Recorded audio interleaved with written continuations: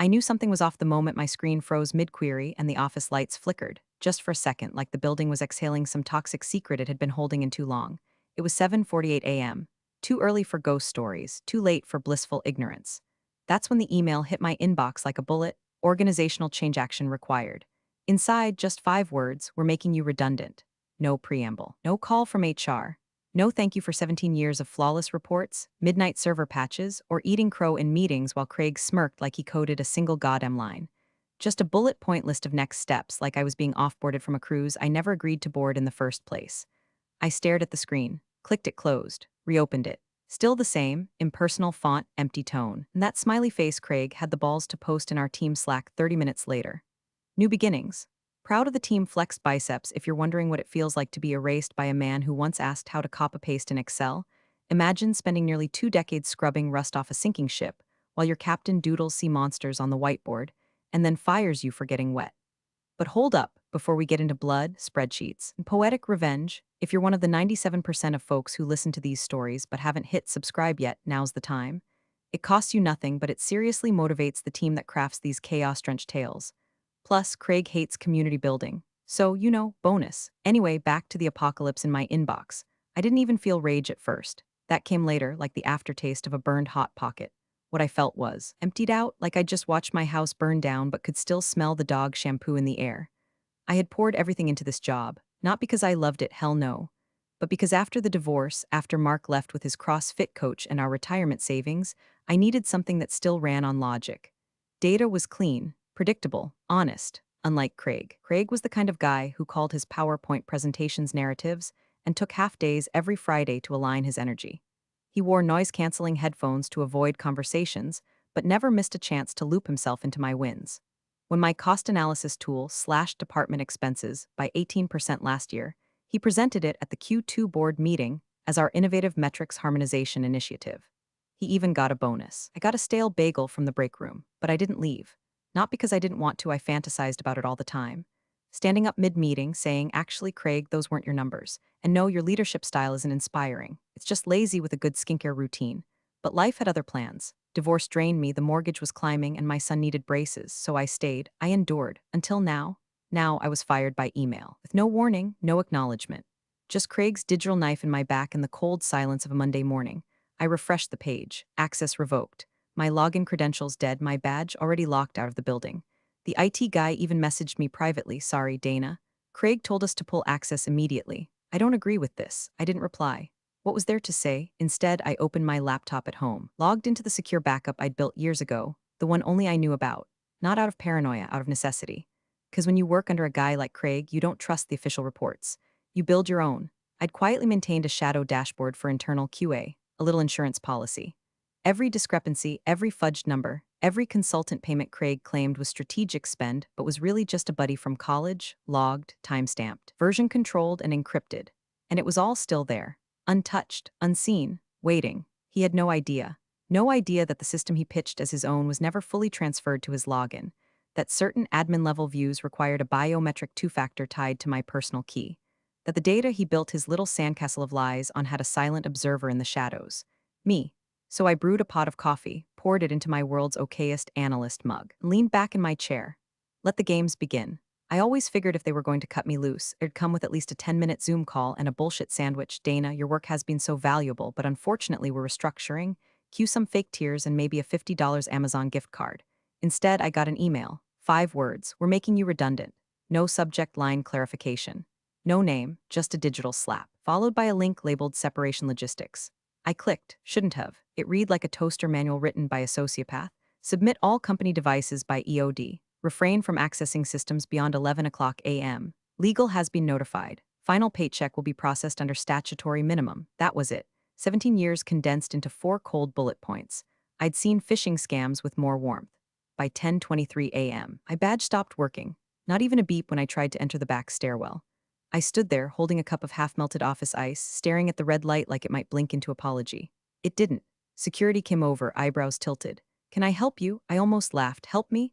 Unless you got a time machine and a spine transplant for Craig, no, buddy, you cannot help me. They asked for my laptop. I handed it over, cords and all. Still warm from this morning's reports. No ceremony, no thank you, just the silent burial of everything I had built quietly, correctly, relentlessly for nearly 2 decades. Then came the Slack message. Craig, appreciate all the hard work during this transition team. Flexed biceps excited for what's next. He had to know I was still on the thread, still had Slack mobile access, still reading his digital confetti aftertaste like it wasn't a neon sign saying, I finally got rid of her. No personal message, no direct reply, just that got him flexing emoji.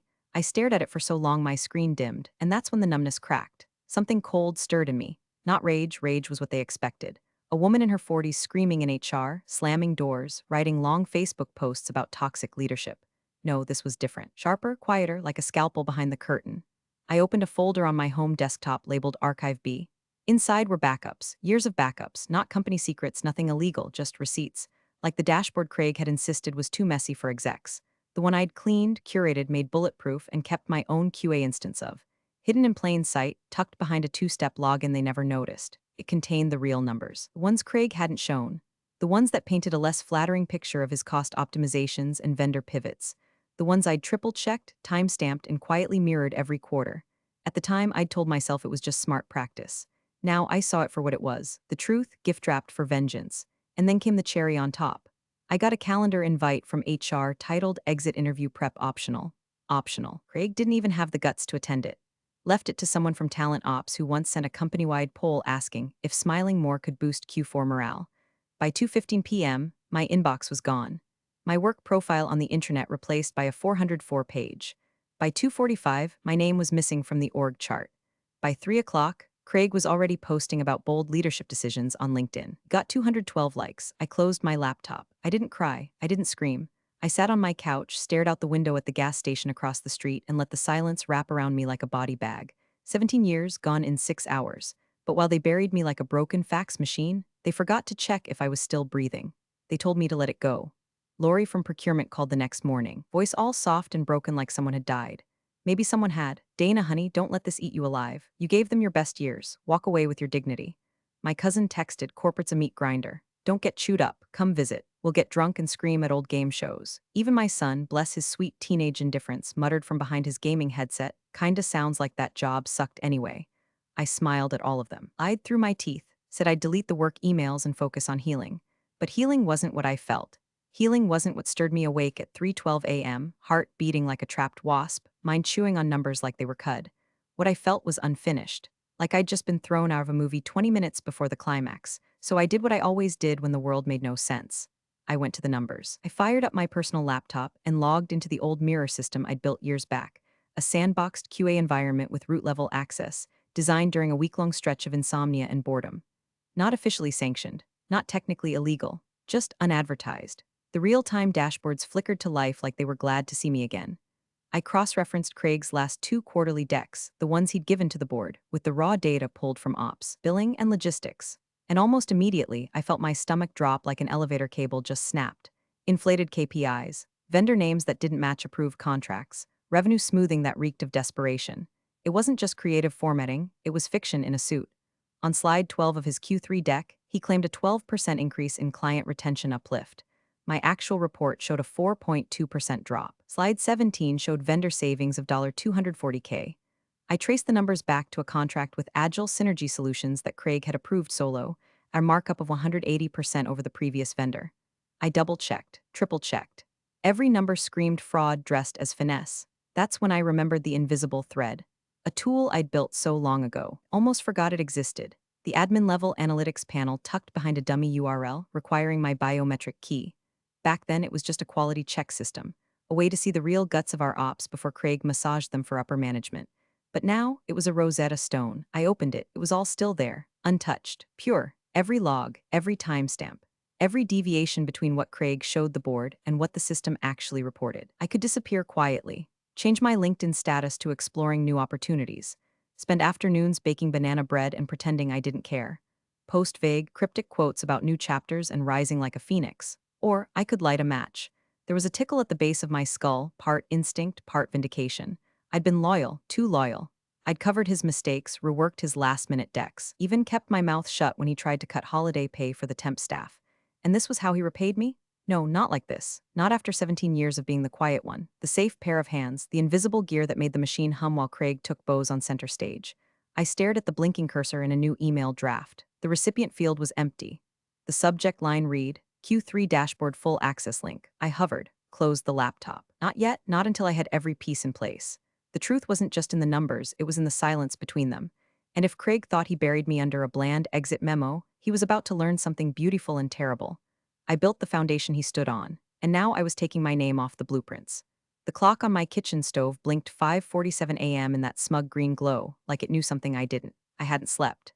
Just paced. Brewed decaf I didn't drink, and stared at the wall like it might offer up a better plan than the one forming in my head. But no better plan came. Only the plan. At 6:03 I logged in. Not through the front door, they'd shut that one. I came in through the crawl space I'd built years ago, tucked under layers of admin logic and forgotten subdomains.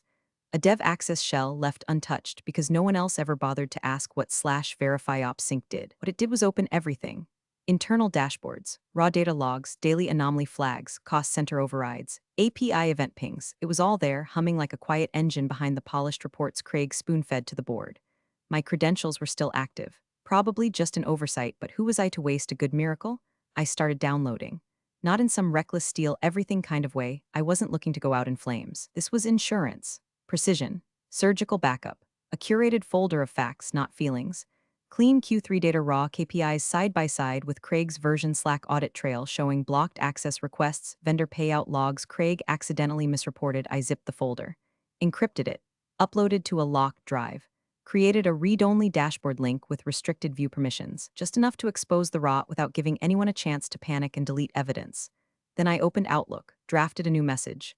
To CEO, CFO, board chair, audit committee, and every board member I'd seen on the last org chart.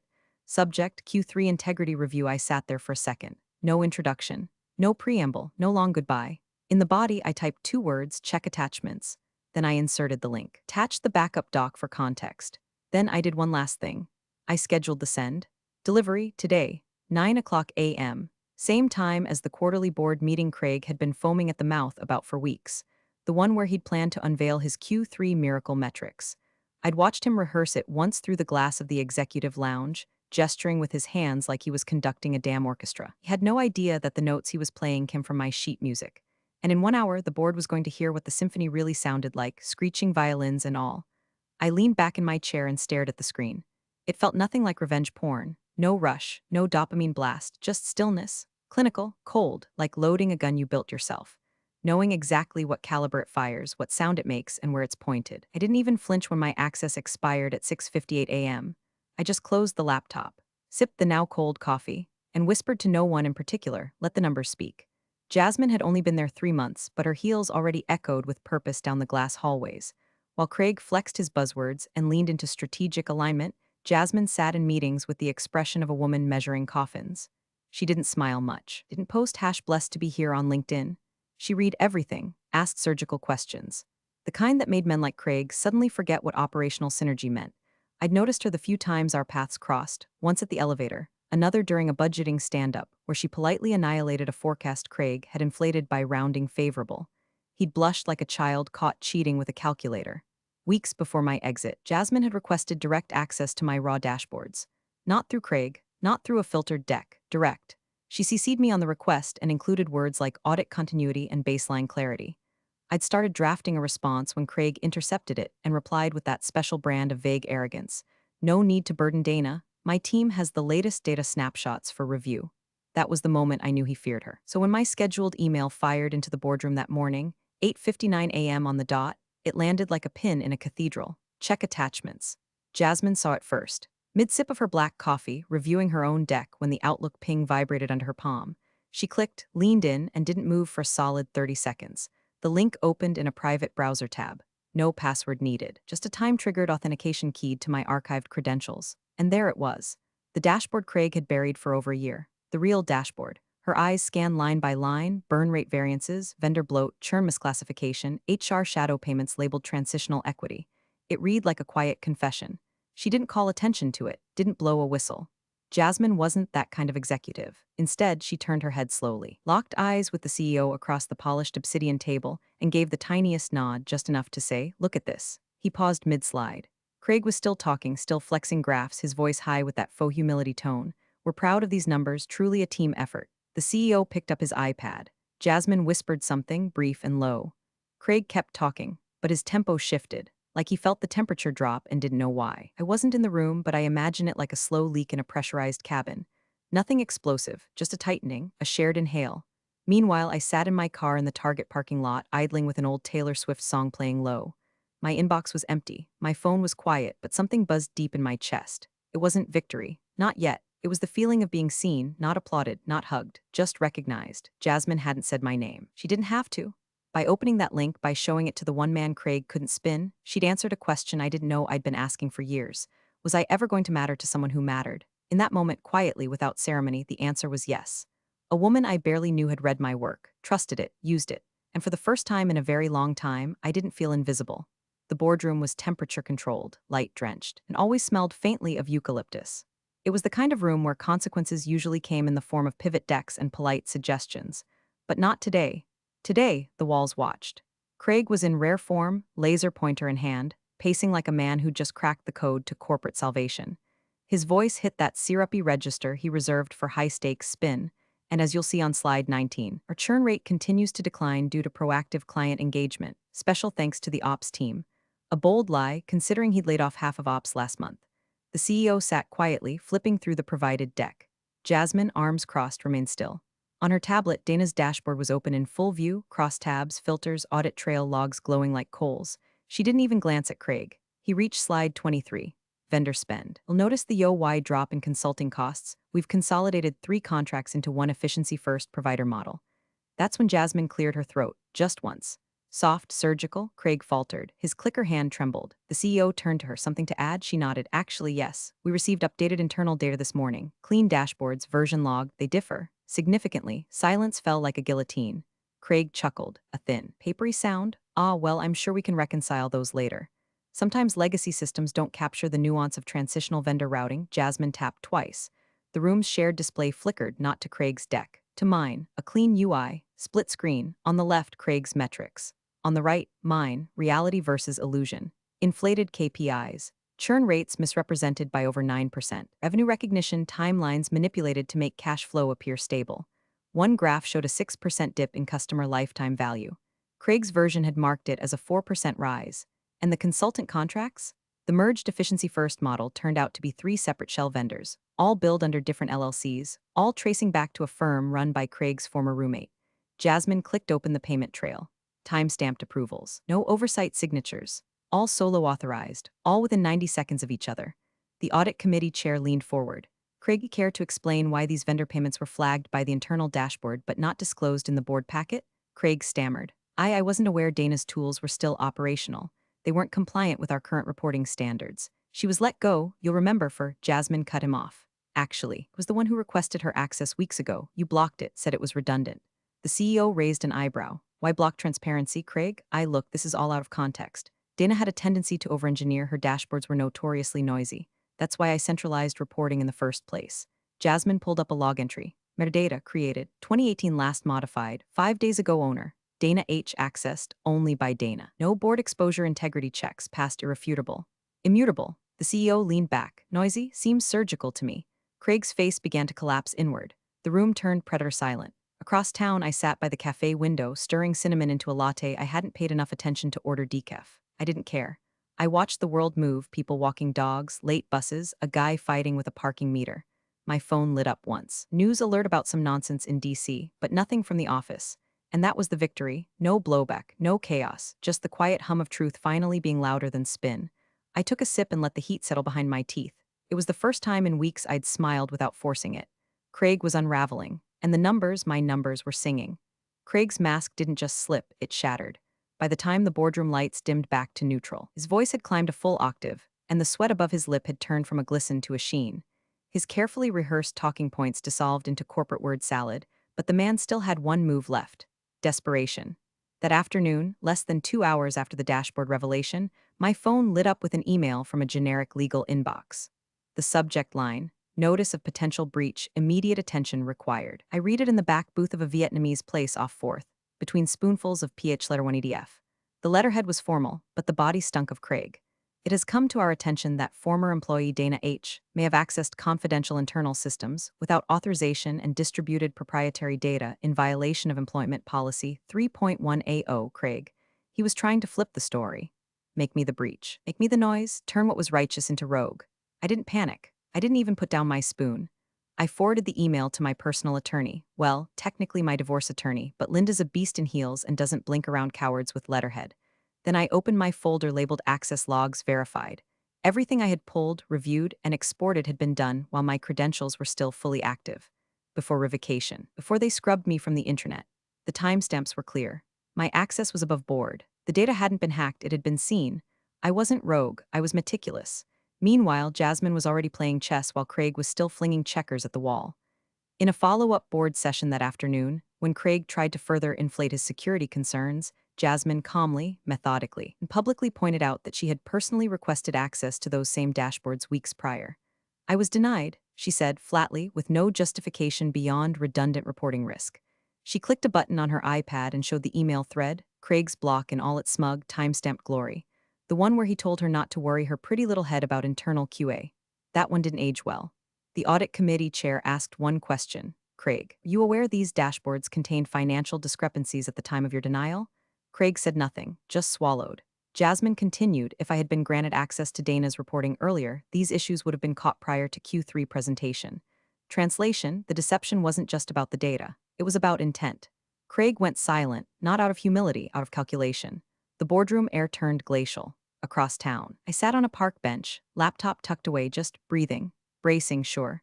I'd watched enough corporate smear jobs to know this is where the villain bites back. Maybe Craig would leak stories. Maybe he'd try to frame it as a disgruntled ex-employee vendetta. Maybe he'd call in some favor from legal to write up a scare brief with lots of bolded clauses. But I wasn't who I used to be. I wasn't the quiet, loyal workhorse praying for scraps of praise. I was the architect of truth, and the building was still standing. I felt steady, not giddy, not vindictive, just anchored. Like for the first time in years, the ground beneath me wasn't moving. Craig could scream breach all he wanted, but I had built my escape on facts. And his empire? Turns out it was made of PowerPoint slides and hubris. Craig didn't walk out of the boardroom so much as he was evaporated from it. One of the legal advisors leaned in, whispered something to the CEO, and seconds later the room was temporarily adjourned for closed discussion. The polite translation? Craig, get out. He stood slowly, gripping his leather folio like it might protect him from the truth. No eye contact, no witty exit line. Just the stiff-legged shuffle of a man who'd run out of PowerPoints and plausible deniability. The door clicked shut behind him. Inside, silence. On the record, off the script. Outside, Craig sat alone on the hallway bench, the same one interns used when they waited for badge photos. A fitting full circle. Meanwhile, I was walking the perimeter of a quiet lake trail, earbuds in but no music playing. Just the sound of gravel under my sneakers and the tiny tap of raindrops starting to flirt with the canopy. Then a buzz in my coat pocket, LinkedIn. Jasmine, I owe you lunch, 6 words. Casual on the surface, but in corporate dialect. That's a standing ovation. I stared at the screen longer than I care to admit, not because I didn't know what to say back, but because I didn't need to say anything. For 17 years, I built integrity in silence while others collected bonuses for noise. Now, the silence was speaking for me. Still, doubt crept in like a draft under a locked door. I knew how this worked. I'd seen men like Craig survive worse. Boardrooms don't run on justice, they run on optics. And Craig was a shapeshifter. He could sob, beg, reposition himself as a misunderstood visionary, pitch some story about misaligned incentives or growing pains in post-COVID analytics culture. They might slap his wrist, issue a statement, shuffle some titles around, and let the headlines fade. I could already see the PR release. We are committed to data transparency moving forward, God. What if they let him stay? What if after everything, after all the numbers, timestamps, evidence, and quiet rage, I still ended up being the woman who overreacted? I slowed my steps, looked out across the lake. It was so still it looked fake, like a postcard, or a dream you wake up from just as the good part starts. For one long minute I stood there, drowning in a fear I didn't dare name. Not because I couldn't handle disappointment, I'd swallowed years of it like vitamins, but because deep down I needed this to mean something, not just for me, for every invisible person who ever built a legacy someone else wore like a rented tux. I tucked my phone back in my coat, kept walking. Whatever they decided in that room, I had done my part. And for the first time in my life, I wasn't hoping to be saved. I was just hoping they didn't lie to themselves again. When the boardroom doors opened again, Craig stepped back in like a man trying to remember the last moment he still had power. His hair looked flatter, his posture deflated. He was clutching a manila folder that didn't belong to him like he thought holding paper might make him look useful again. The CEO didn't ask him to sit, didn't gesture, didn't blink. Just looked him in the eye and said, cold and plain, you are finished here. No dramatic pause, no flourish, just a verdict. Final. Legal was already drafting the paperwork. They didn't even pretend it was a negotiation. No golden parachute. No stepping down to pursue new opportunities. Just termination. Immediate, unceremonious. Craig opened his mouth to argue, but the board chair stood before he could speak. We're done here. That was the last thing anyone in that room ever heard him say.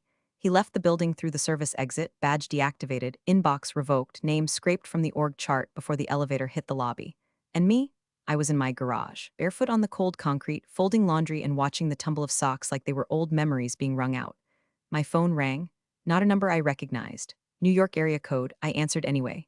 Dana, this is Caroline Reed. I'm the chair of the board. Pause. I wanted to thank you. Another pause, but not a nervous one. A respectful one. We'd like to offer you a consulting contract. Help us clean this up, make it right. Whatever that looks like to you. It was the first time in 17 years someone asked me what right looked like. I thought about it. About stepping back into that building, into that seat, into that mess of echoes and ghosts. And then I smiled. No, thank you, I said. I think I've already done what I came to do. She didn't try to argue, just said if you ever change your mind, and hung up. I opened my email app, scrolled to the bottom, clicked remove account. The inbox went blank, like a chalkboard wiped clean after one final lesson. I stepped outside. The sun had finally broken through the clouds, warming the driveway like a benediction. I didn't feel like celebrating or weeping, I just felt done. Done carrying, fixing, patching holes other people poked. Done waiting to be noticed. Done being the gear behind the curtain. My phone buzzed again. A recruiter this time. Big firm, good salary. I didn't even read the full message. Just held down the power button until the screen went black. Not out of anger, out of freedom. I walked into the sun. No briefcase, no badge, no borrowed identity. Just me. And for the first time since forever, that was enough. You're the real MVPs of the office jungle. Thanks for watching. Smash that subscribe button, or the coffee pot might just forget your next brew.